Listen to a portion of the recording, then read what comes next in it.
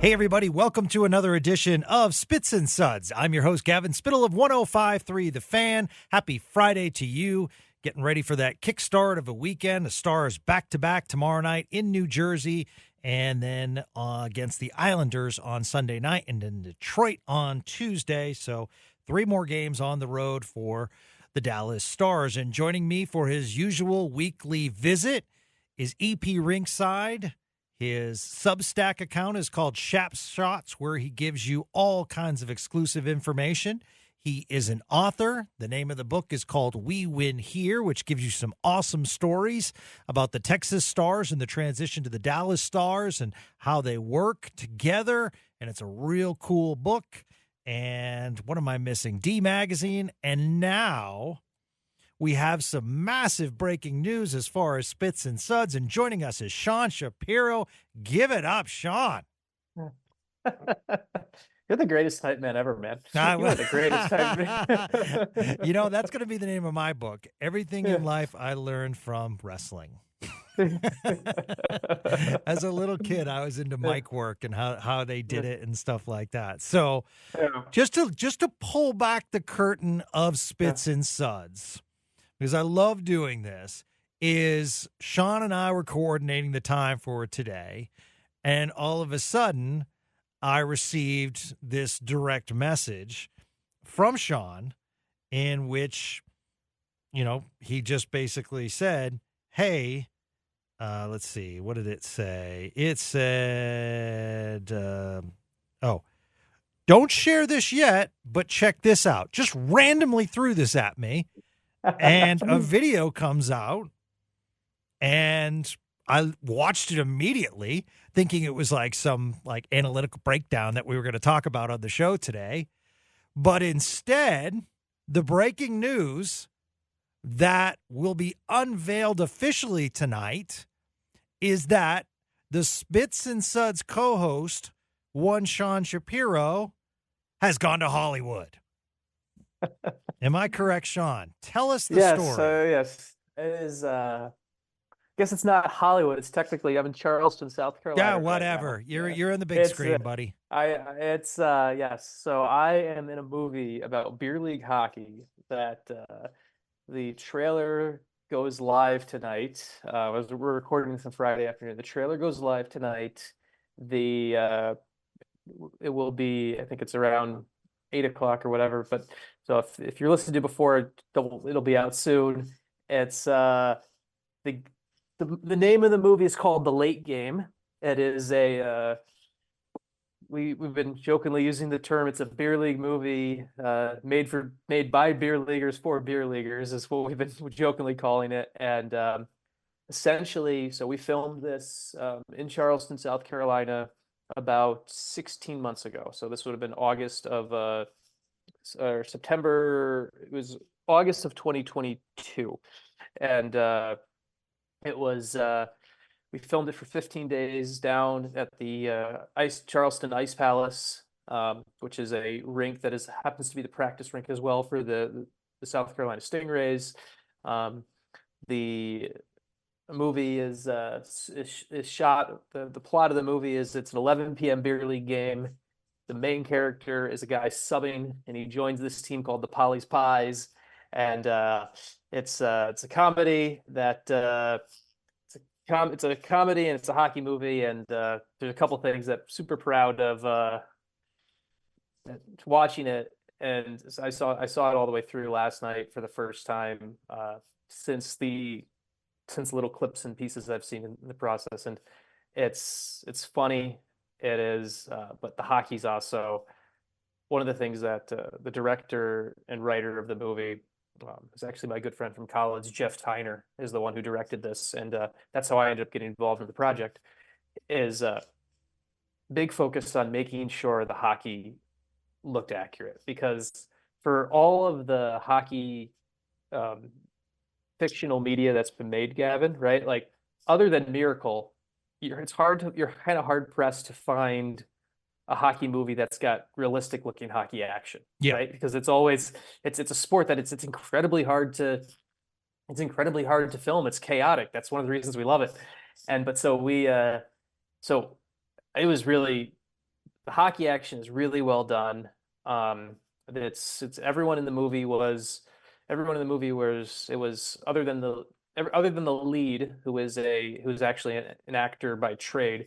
Everyone in the movie was someone who is played beer league, played hockey throughout their entire life. So it was people who, instead of teaching actors to skate and play hockey, it was teaching some hockey players how to act a little bit more so on that front, because it's easier to you can tell when someone doesn't know how to skate. That would scream on the screen as incorrect. So it's comes out February. There'll be a trailer out tonight. People can see that. I think February 16th, I believe, is when the movie will be available for on demand and be out for people in the public. And yeah, I'm excited to have people see it. We're gonna have to get a screener over to Gavin Yeah. so we can see it, and we can get his unbridled review of it. Absolutely. I will rotten tomatoes that thing. And as the hype man I am, I will give you massive tomatoes. Yes. Yes. And by the way, shots fired by Sean Shapiro against the Anaheim Mighty Ducks as far as the movie's concerned, right? I mean, you're saying the Mighty Ducks couldn't skate? I mean, they won the championship, right? Well, I mean, there's one of the greatest funny things about the Mighty Ducks is, I think it's D2, where there's a breakaway scene, and the body double for the actor is not the same handedness as the actor. So if you watch the breakaway, there's a breakaway where the player on a breakaway, in like the close-up shot where you see his head and his hands, he's right-handed. But when you do the wide-out shot, he's left-handed. Like, he literally, his handedness changes, and it was clearly like the body double and everything like that. In this movie, one of the things that everyone who's in the movie is in the movie. They are skating. It's not like there's one person's acting and you had to find a stunt double or hockey double to play or whatever. So it was because of that, the hockey turned out pretty well. We got the team. I play the goalie on the team for the young for the team called Polly's Pies. I play the goalie. I play a goalie named Nick. I have a little bit of I play up a little bit of the quiet weirdo in the background as a goalie, and that's fine. It's exactly what we embrace in the goaltending world. And then the other team is the guys who actually the other team is consisted of the College of Charleston club hockey team. So shout out to them. They made up the majority of the other team in the movie too. So they all can skate pretty well and everything like that. Yeah, it was a really, really cool trailer. And for those wondering, yes, it has a very cute girl in it as well. Yes. So, yes. There's a romance in this. So I could tell from the trailer. So I'm super excited to watch it. I am disappointed that Sean didn't say, hey, what about my co-host playing a sportscaster or something like that, who, I'm just going to write the script myself, learns about this late night game and comes down with his equipment. No, it's there's always room in the sequel, I guess. Nice. Absolutely. Well, congratulations, sir. And can't wait when the trailer's released. I'll be sure to retweet it. Super excited for you. That's a great project. And I was taken surprise and boy, yeah, I embargoed it, and I was super excited that we were able to talk about it today. One thing I wasn't excited about, smooth radio transition, is last night, Sean, I opened the podcast with, I'm Gavin Spittle, 105.3 The Fan. Welcome to a post-game edition of Spits and Suds. Jake Ottinger with 38 saves tonight. That's going to do it for another edition of Spits and Suds. I haven't seen that in a long time. Since 2016 with only one shot on net. And shots on goal is deceiving because, obviously if you miss the net and it's a high-quality chance like Sagan had in the first couple of minutes, it doesn't count as a shot on goal. But at the same time, wow, I don't want to spend a lot of time on it because I don't know what you can say. the Ottinger was really the lone man on the ice that I thought played well. Yeah, I mean that was an ugly game. It was. Yes. I went. I don't know why I did it, but You did not watch it again. I just rewatched the Oh, first 10 minutes. I went back and rewatched part of the first period this morning just to see, like, is there something that, like, it kind of started as, like, it was like looking at a car accident, like one of those, like, side of the road. That's why it's still there, I guess, still on the television. But yeah, this was. I mean, Jake Ottinger was this game. This game could have been 7-8 oh to 1. yeah. It's the rare NHL game where it's like, 5-1 game. It could have been worse. Normally that's not the case in NHL games. Normally it's like, it's a blowout, but this was one where it could have been worse. And this is one of the weird things about it, Gavin, too, is like, so it comes off like right off the heels of what you probably would have considered one of the best games of the year, right? Like on Yeah. Yeah. on a David on Tuesday Castillo and night. I were saying in a post Like, game pod that it was yeah, the best game in the year, we thought. yeah. And so to hit, I don't like rock bottom as the term, but to go about as to flip the script to as bad as they did, it's like, I mean, it's a very weird week to think about it, because it also just, like, it takes away just a lot of the positive feelings from that Tuesday game. But at the same time, it's only one game. It's a very weird one to think about, because it wasn't the Stars. That wasn't the Stars. That's not the Stars. It was like they mailed it in that game, or didn't show up, or whatever terminology you want to use. But it's, yeah.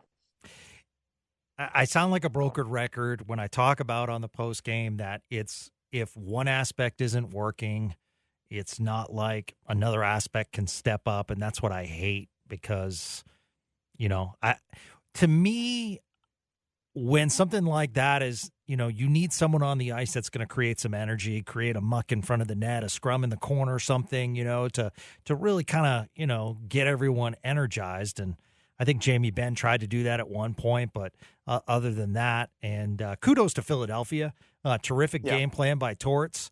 And, people can say all they want about Philadelphia just throws everything at the net. I kind of like that style. I mean, they don't have the marquee players, although clearly Owen Tippett is showing that he, has the potential to be special in this league, and he's a real good player. I think they play good defensively, and I think they really just, quelled and slowed down the Stars and any kind of momentum during that game. And, we're expecting Philadelphia to go away, and they just keep playing well. So, kudos to them. But, one of the things that I once again saw last night, Sean, that I wanted to see how this can be figured out. It was Yanni Hakanpää this time. Jake Ottinger makes the initial save.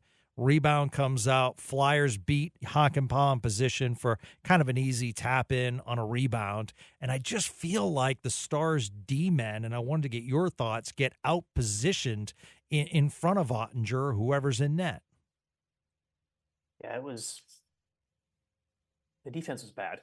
It was really bad. It Yeah. wasn't just, it was the structurally speaking, there's a lot of holes. There was and it was kind of weird too, from the space of, like, I thought, once again, coming off of that Tuesday game against the other night, like, you're like, oh, this is something they could have built on, and they did the opposite. And this is one of those games where, just the same way this game completely wiped out the Tuesday game, and I'm talking more like about the defensive structure and everything like that, if they go and they wipe the slate clean against New Jersey and the Islanders this coming weekend, and all of a sudden turn it like, okay, it was a one-off, and that's it. And that's what you have to kind of do as a team, both defensively and in the overall structure of everything right now, is you can't let this snowball on something. You just kind of have to use it as a flush and move on type deal, because you got to start doing stuff. You can't the other teams in this division, the Winnipeg Jets, Colorado Avalanche, they aren't really gifting. They're not gifting points away. They are, if you want to be in that race to potentially win the Central, you cannot let a game like last night become more than just last night. And I don't think the Stars, I'm pretty confident that, like, in the Stars' ability that this won't be the norm, but you still have to prove it to me tomorrow night when you go to New Jersey. I felt as though that was the angriest I've seen Pete DeBoer in a while. Oh yeah, in that post game, and really liked the walk-off line when talking about Sagan's goal, and that it made it 2-1. And he said, "Yeah, fool's gold," and he walked off. And clearly he wasn't happy, which asks the question for tomorrow night: do you see the reinsertion of Ty Dellandrea? I think you kind of have to, right? I would think so.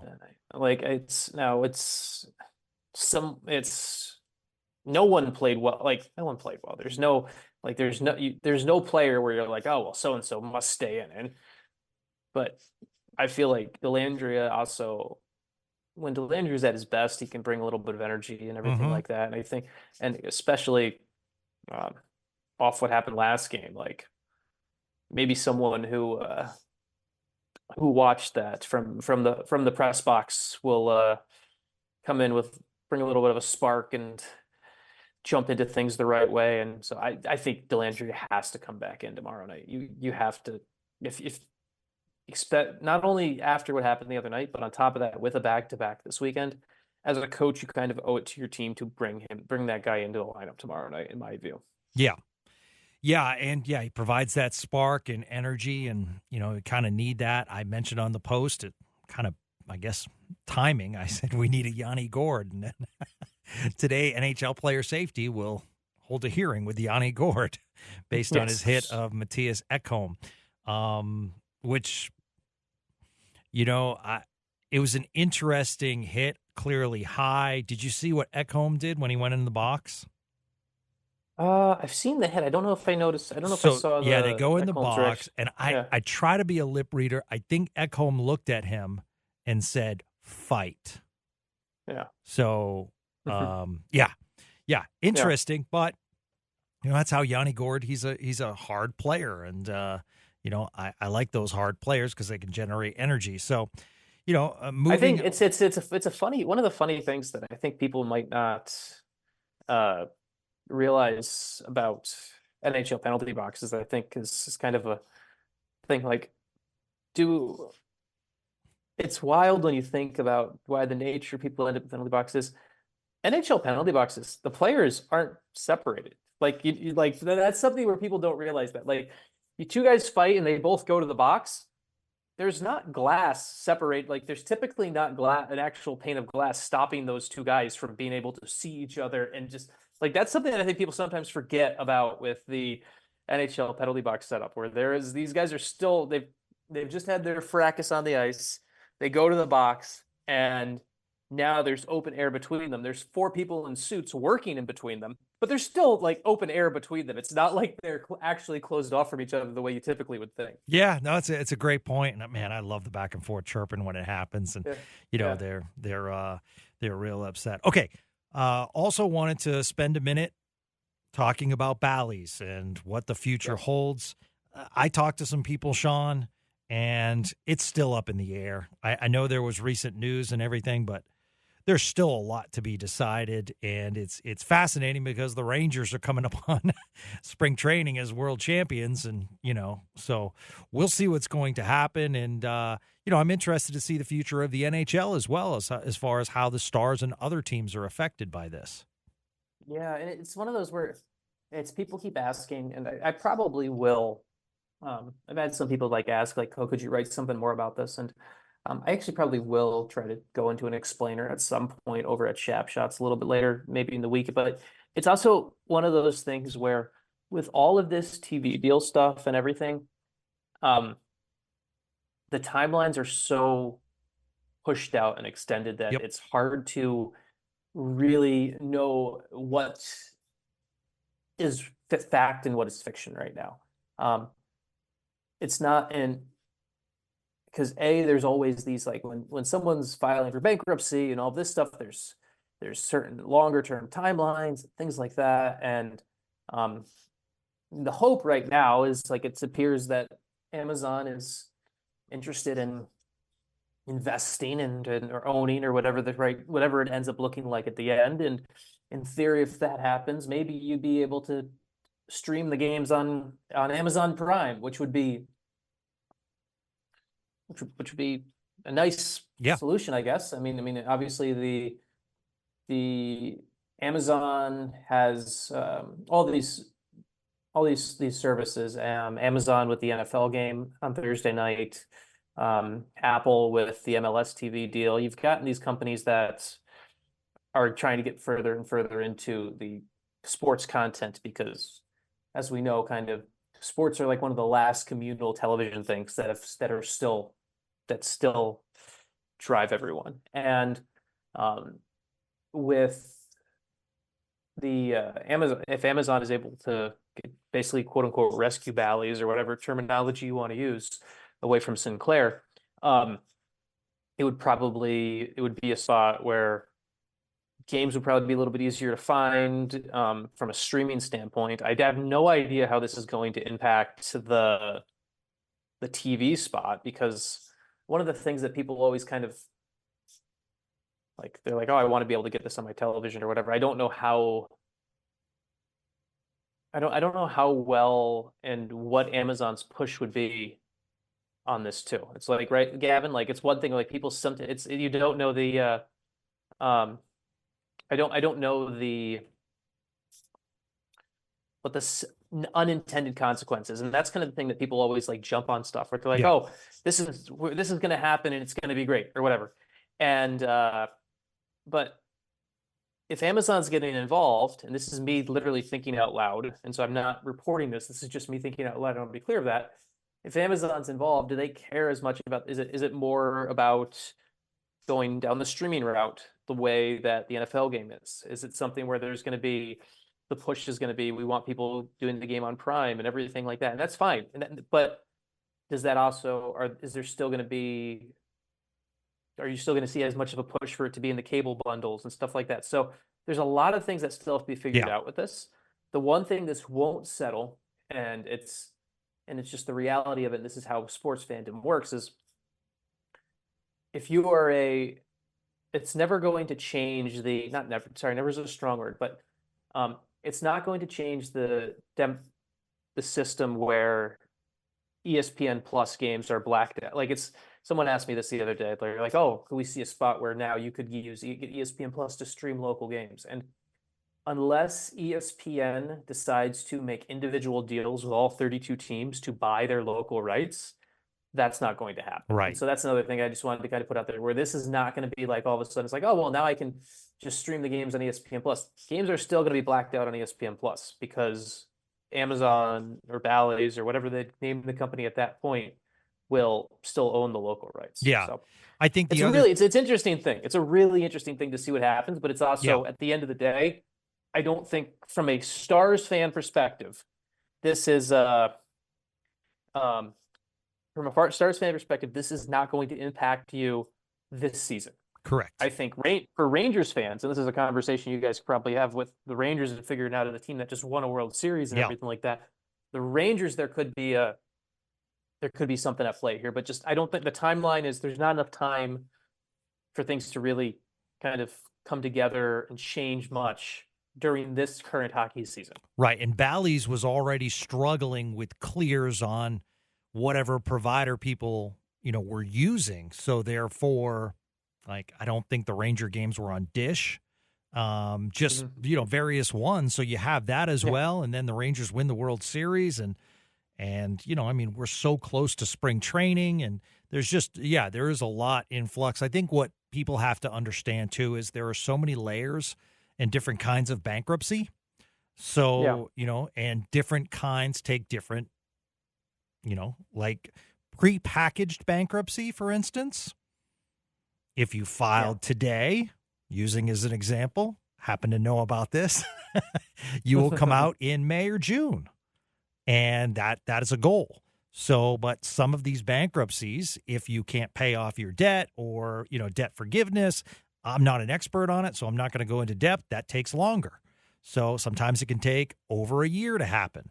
Like I said, there might be someone listening that's more of an expert than me. I'm just saying there are different layers, and it all falls under the title of bankruptcy or Chapter 11 or another chapter. So it is kind of fascinating, and I think Stars fans just want to know, as well as Ranger fans, where can I find the game in the future, so they can, they can be happy. So just wanted to touch on that. I did also want to say, so the Stars, when they play Philadelphia, Sean, I don't know if they stay in the same hotel or they just bus to a new hotel, but New Jersey, New York Islanders, real close proximity. So it's not like it's a true 4-game road trip in that you're constantly hopping on the plane after the game. Couple that with both New Jersey and the Islanders are coming from away games. So you are going to play a back-to-back tomorrow night as far as Jersey's concerned.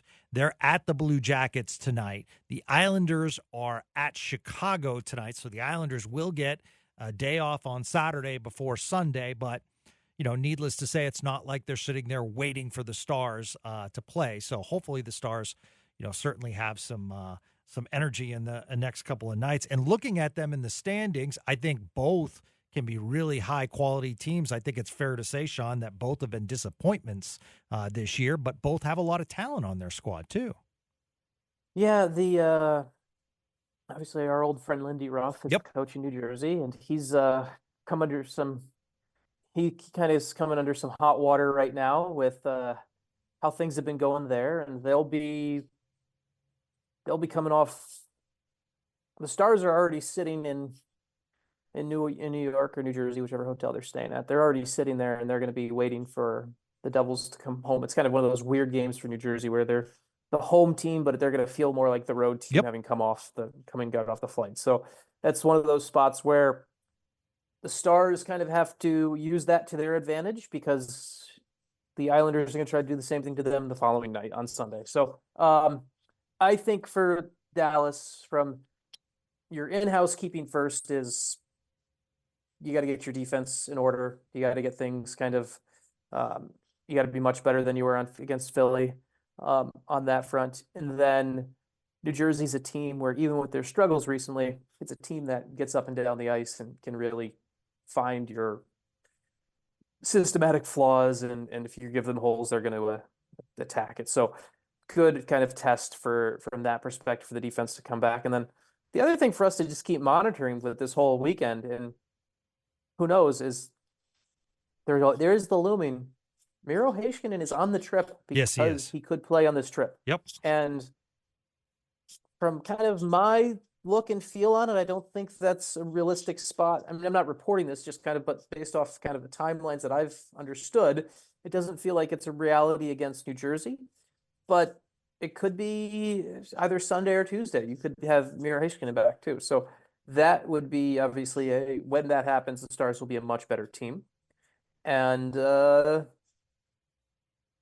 I'm interested to see how the goaltending kind of setup goes too this weekend, because there have been with Scott Wedgwood, Scott Wedgwood is now back and everything like that, but he has not he's not played a game since he got hurt, right? So it's be interesting to see how he looks, since he'll play one of these two games. Ottinger got shelled last night because of the workload, and so there's some interesting decisions for Pete DeBoer to make this weekend that are going to that could define some things for Dallas here. Yeah, absolutely.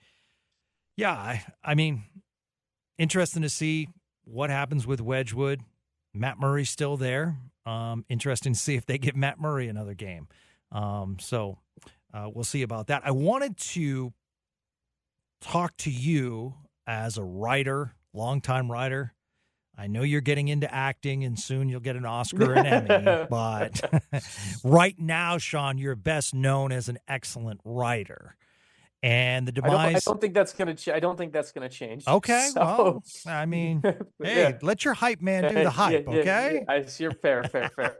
Yeah. The demise of Sports Illustrated where Yeah. if you go on Twitter/X or any of the social media channels, people posting pictures of their favorite cover, just an iconic brand in the sports world that we grow up with, appears to be ending forever as far as massive layoffs with the staff. And wanted to get your thoughts as a writer and how this business has certainly changed. But, I know Sports Illustrated is not what it once was, where you read through it, you didn't want to cheat, to get to the end so you could read Rick Riley immediately with that final page. And you knew when it came in the mail, you're like, all right, I got a week to read it. And of course, those gifts that they used to always advertise, like free Sports Illustrated phones or towels and stuff like that. But I wanted to get your thoughts because it is a sad day in journalism. It is. And it's kind of the weird thing about it is it's happened.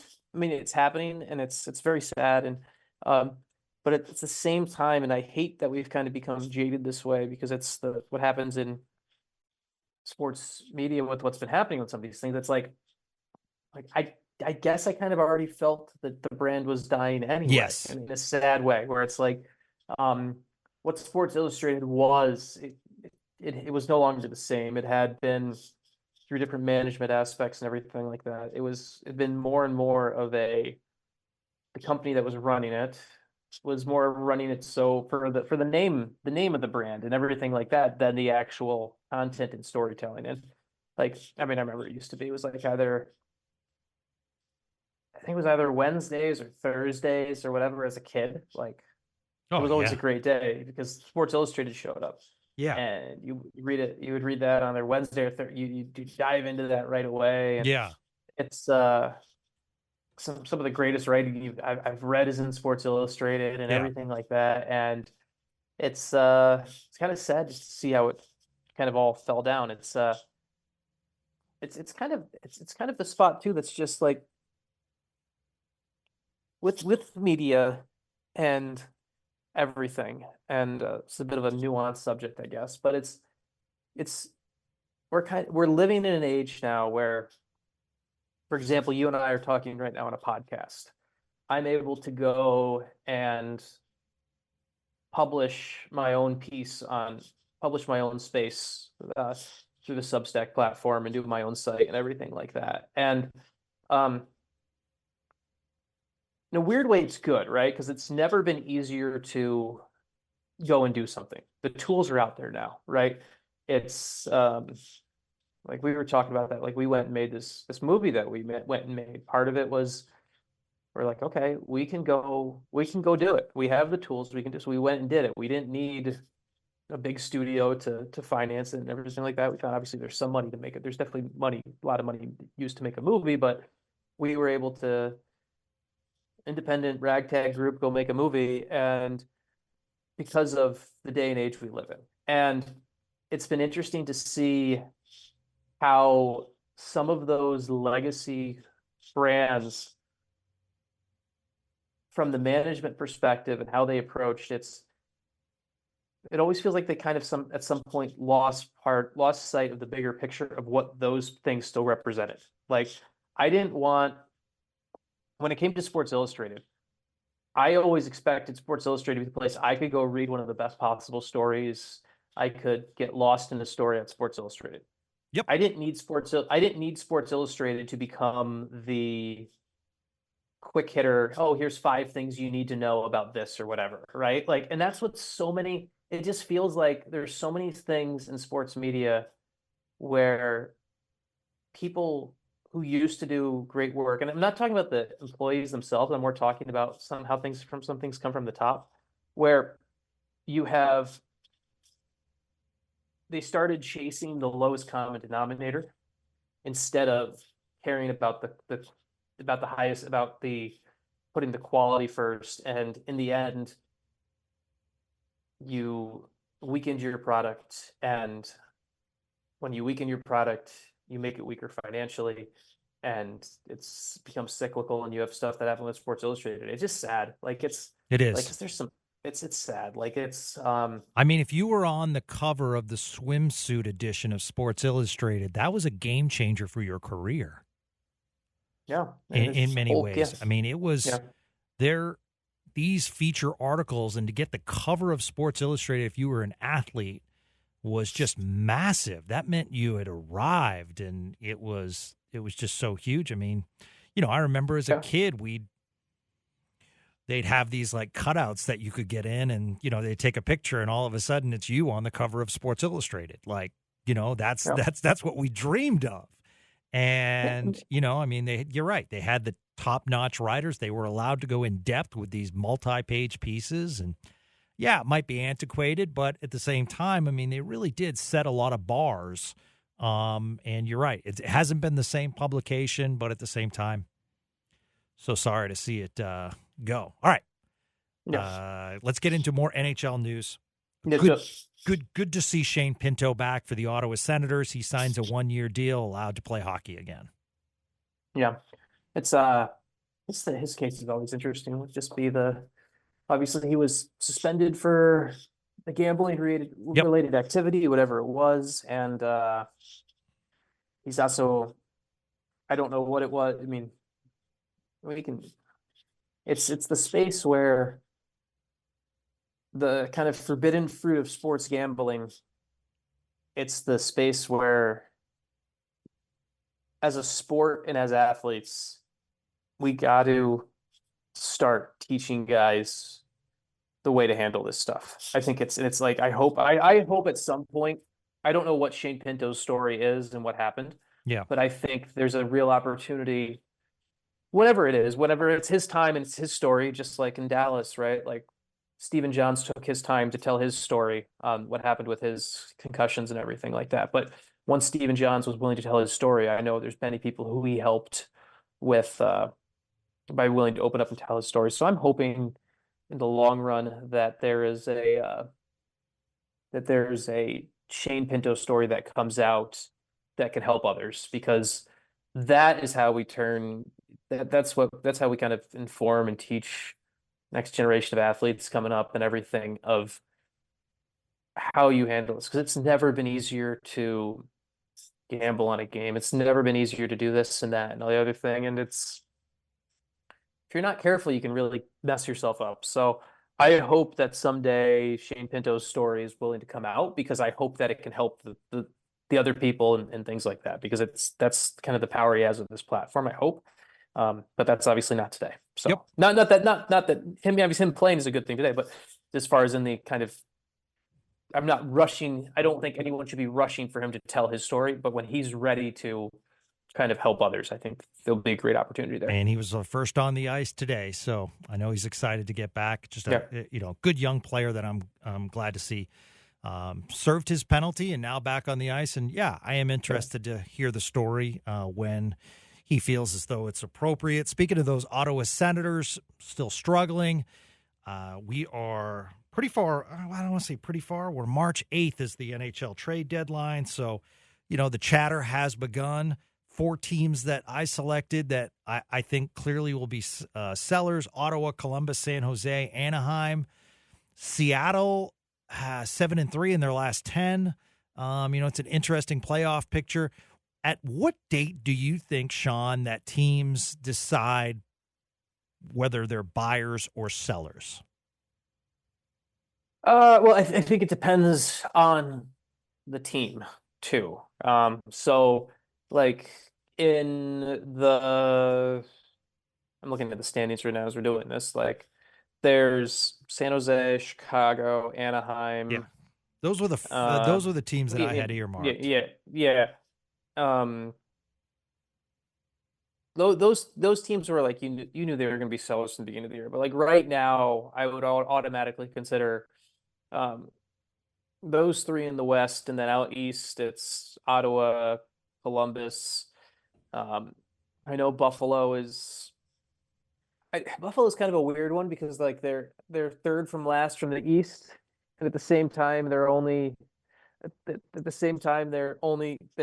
theory could feel like they're in, but I also don't think Buffalo really has the assets they should be selling. So it's kind of that weird like middle part of the sandwich where you start to figure out what's happening. Like if you're the Coyotes, right?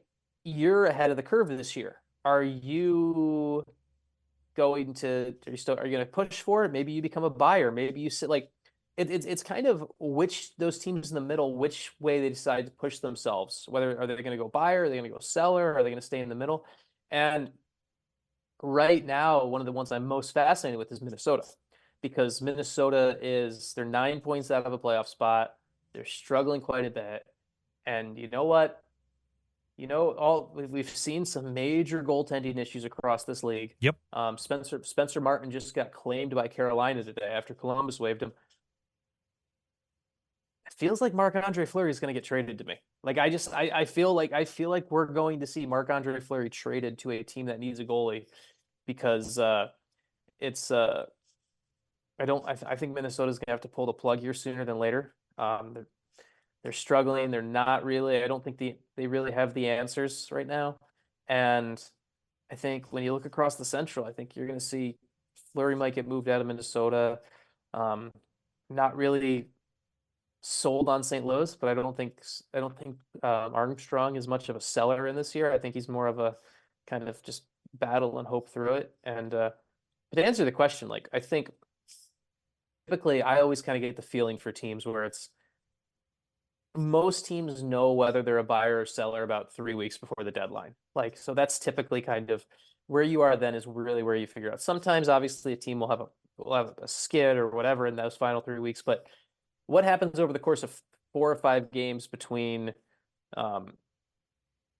last week of February and last week of March you should be able to use 50 to 55 games as a proper sample size for whether this is the year we buy, this year we sell, whatever you want to call it. So, yeah. Jacob Chychrun, do you think he's going to be up there? Ooh, that is a great question, honestly. He is because if I'm Ottawa, right, he's in a spot where he's still signed for next year. Yep, 4.6, and so he does have that modified no trade, which we know can be, easily adjusted. And it's modified no trade, but I think the bigger question honestly for Ottawa with Chychrun is you got a guy who is 25 years old, and in theory you could kind of look at him you could look at him where you have to move him on now, but maybe I also think Ottawa is a team where they might feel a bit burned and jilted after what happened with DeBrincat, where they went and they traded an asset for him and he wasn't going to stay, and then they had to move him and got pennies on the dollar on it.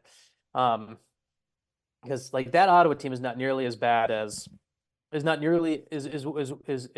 I did not expect this Ottawa team to be this bad. I didn't think they were going to be a playoff team, but I thought they were going to at least be in the playoff conversation. And they are, like, if you are trading Chychrun,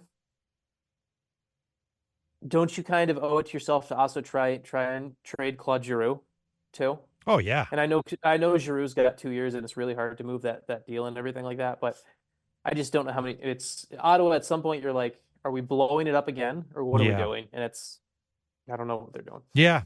It's a good point. And they don't have Shabbat right now, so it's a tough situation. But it'll be interesting. Okay, I'm just going to ask this because I know Spits and Suds listeners will. Is there anyone out there that you give up Maverick Bourque or Logan Stankoven for? Anyone? Well, sorry. If it's like, Connor McDavid, of course, of the potential trade targets, is there someone that you're like, yes, I would? I honestly, I mean, you mentioned there's one we just talked about is like, I think now he's left-handed, but Jacob Chychrun, like you look at the Stars defense and we talk about this, what do they need in the kind of the long-term build? Like, I mean, I would open up the call. I mean, if Chychrun's involved, he's one that would come up for me. Yeah. It's painful, but it might need to happen to fix your issue because I don't think you can win a cup with the current decor. And that's tough. Like that's the spot because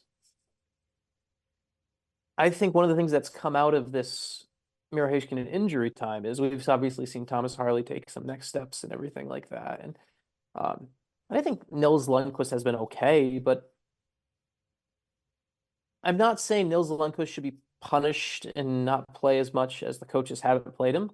But at the same time, I haven't seen the I can count on this guy as my top pairing defender on a Stanley Cup contender with Nils Lundqvist. That's just the reality of what I've seen with Nils Lundqvist. I'm not saying he's not a piece that you can win with, but you need another D. And I think that's kind of where the Stars have to kind of look and everything like that. Because as much as I wouldn't want to give up Stankoven or Bork, I think there's definitely a conversation for the right piece. The player I would be interested, honestly, and this is going to sound sacrilegious, I know that, because you don't trade your prospects, yada, yada, yada, yada. But at the end of the day, if it meant getting a defender that helps me now and moves things forward, I would quietly look to see if there's a market for Liam Bichsel right now. Just because as much as I like Bichsel, and I think Bichsel is going to be a very good NHL defender. He went back to Sweden this year, kind of put himself on the spot where he didn't play World Junior, and he's a left-handed D, and of my top prospects, he's the one who, if I can find someone in his position that helps me with the current timeline, I'd be willing to kind of have that conversation. I know people are always excited about, like, oh, I can't trade prospects, top prospects, but he's the one that I would kind of quietly be looking at as I'm in my arsenal of assets, as I kind of figure out how do I put this Dallas Stars team to best possibly win a Stanley Cup right now. Interesting. Be painful. You wouldn't like it. Very. But you wouldn't like it, but it's the same thing. It always goes back to the Stars fans actually have the best example of this. They traded a young prospect by the name of Jerome Iginla. And when I only say that you traded Jerome Iginla away, it sounds awful. But when I go and say, you know what, you got the guy who won the you got the guy who won the Conn Smythe, and helped you win a Stanley Cup. All right. Yep. It was win-win. So yeah, no, you're right. It definitely is a win-win. And sometimes, like the Jason Spezza trade, you trade away, some prospects and they don't pan out for the other side. So, and sometimes you do, and they turn into great careers, and you're like, oh man, I can't believe we did that. All right. Finally, one of your teammates, Jay Fresh Hockey, he put out top 48 defensemen in the NHL fan survey and ranking derived by head-to-head method, sorter voting method, 131,082 matchups voted on. So I'm going to give you the top 10, and you tell me if you have any issues with this. Number 1, Cale Makar. Number 2, Quinn Hughes.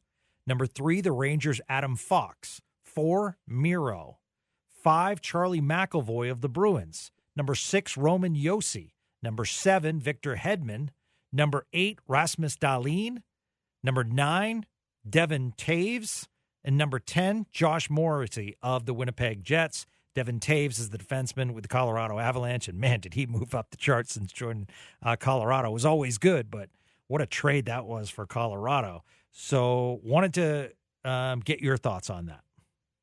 Yeah, I mean, I don't have much of an issue with that list, actually. And the way they did this sorting and everything, it was like you go through and you're like, okay, how sorter voting works, for those who don't know, real quick, is you'll get 2 names and it'll be like, it would be Adam Fox and Victor Hedman. Which one do you prefer? And so it's not asking people to sort things. It's the sorted voting method is basically who's won the most matchups and everything, thing like that. So I don't, and with all of these, that top 10, all of those guys are players I feel would make my team better today, tomorrow, and 5 years from now. That's something where that's kind of the spot where I always kind of go through this. And I think that's one of the question that I have, right, is you take a look at, and this is what makes and we just did a similar exercise over at Rinkside doing our like in season, our midpoint of the season. And I want to make sure I have this right. We did our mid season award stuff, right? And I had, so for the Norris Trophy, right? And so I'm going to give you my list right now, Okay. for what I had for the Norris Trophy for this year. And now, before I give this to you, I also want to be clear on something. The thing about awards for the Norris and everything like that is this is the best in the award for the best defenseman this season. Yep. It does not necessarily mean that it does not necessarily mean that this is the player I think is the best for in the league. It's who's having the best year, who should win the award this year. So I want to be clear on that. So like for my Norris Trophy ballot for this year right now, and I'm going to be fine. My Norris Trophy ballot right now this season. I have Quinn Hughes number 1. Mm-hmm. I have Cale Makar number 2. Yep. I had Noah Dobson number 3. I had Chris Letang number 4, and then Evan Bouchard number 5. Though that's my Norris Trophy ballot right now. That is reflective of the 23-24 who's having the best season. That's how I look at that. When you're talking about best defenseman in the NHL, and this is where, so like I don't have Miro Heiskanen in my top 5 right now for winning the Norris Trophy this year, but I wouldn't. And when it comes to would I take this player as in one game or whatever, yeah, all of a sudden things change. So I think this list, the thing that's interesting with a list like this is, are you voting and are people voting on who's having the best season or who's the best pure defenseman? And I think this list reflects my opinions. The one that Jay Fresh put out here with Makar, Hughes, Fox, Heiskanen, McAvoy, Yossi, Hedman, Dahlin, Taves, Morrissey. That's pretty close actually to my view of who's the top 10. It's actually pretty close. Like it's hard for me to go and pick. I would probably have my only like pick at it was like I would probably have Jacob Slavin a little bit higher. Mm-hmm. I think like Taves is good, but I think Taves is a little bit also he's a great player, but I also think he also has the advantage of playing with Makar. Yeah. And I think I like Dahlin's game a lot, but I also think he's not as well-rounded defensively as some of the other guys on that list. So I don't have as much of an issue with this list. I know if you're starting a franchise list. and you're picking, I think it was good. Did we any other Dallas guys make the top? I'm curious now that we've got this. Like any other, what's the highest other defenseman for the Stars? The next highest for your Dallas Stars in the 80s, as a matter of fact, is Esa Lindell at 84. I'm assuming he's the only one then. You are correct, sir. Yeah. So a couple, and this is where we talk about the Stars needed a defender. Right. Now, one guy that's Seth Jones is 65. I know, he hasn't been the Seth Jones of old, the Seth Jones that we saw in Nashville, when he was starting and everything. But I'd be interested to see Seth Jones on like a more structured team or a team that has like, players around him. I also have a bit of I don't feel, to me, I have a hard time thinking you could go and name 65 better NHL defenders than Thomas Harley right now. Like, I think that's the fact that Thomas Harley's not on this list is a bit interesting to me. Like, yep. I go through and I see like, if there's Sean Dursey for Arizona is on the list at 55. Yeah, Zadorov at 64, Cam Fowler at 60, Adam Larson down to 49. The only two, Sean, that I understand like placement and everything, but you mentioned something really interesting.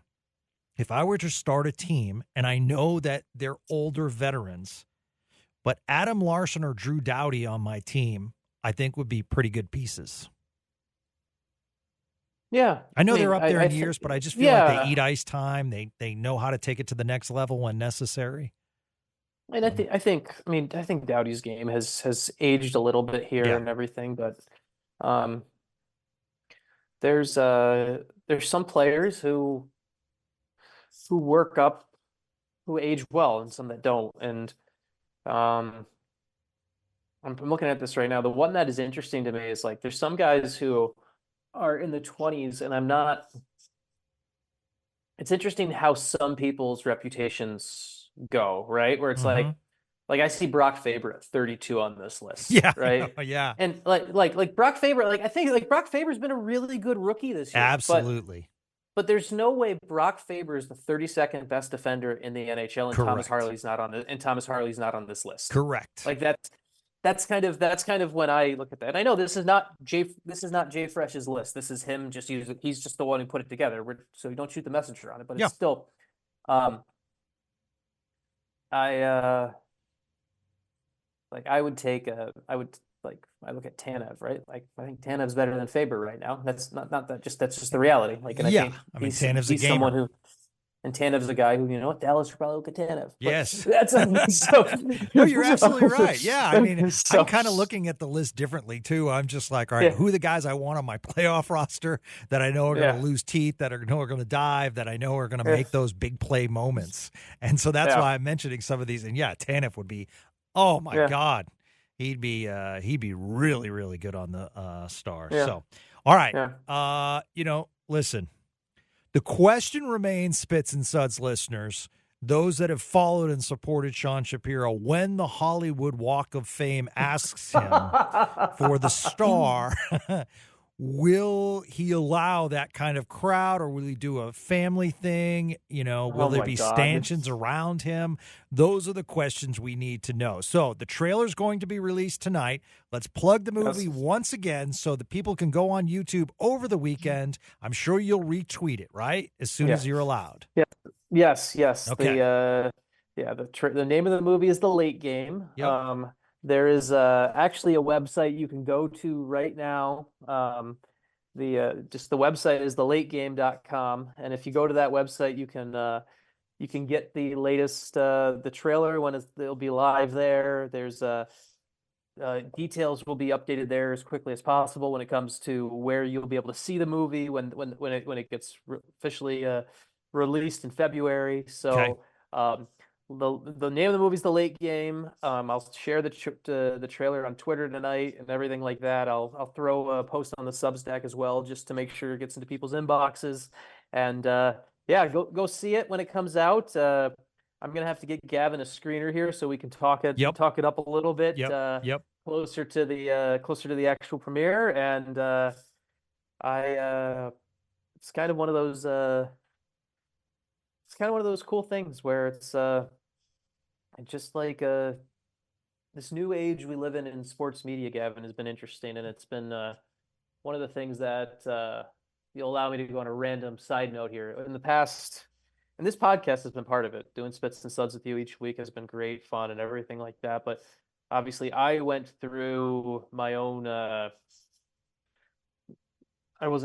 place I worked didn't let everyone go the way Sports Illustrated let everyone go, but I went through kind of my own little thing, and that's why I was turned into a free agent in the world. And I have really enjoyed kind of finding the silver lining and all of that stuff, and doing a lot more cool stuff in my life, and finding ways to kind of live in different avenues and connect in the hockey world. And I feel like this movie does that as well, and it's one of those things. And just like kind of from the beginning, I mean, I'll always be thankful to you. When you gave me a call, shot me a message about, hey, I know you're figuring out what's next with some things in life, but you want to do a podcast, and we kind of did it. So this movie's one of those things for me, and I hope people see it. I hope they will enjoy it. It's if you've played beer league hockey, it's made for you. Even if you haven't, it's got stuff that connects with everyone. So Absolutely. No. looking forward to it. And you deserve it all, my friend. And I'm so glad you're happy doing what you're doing and sticking your toes in all different kinds of the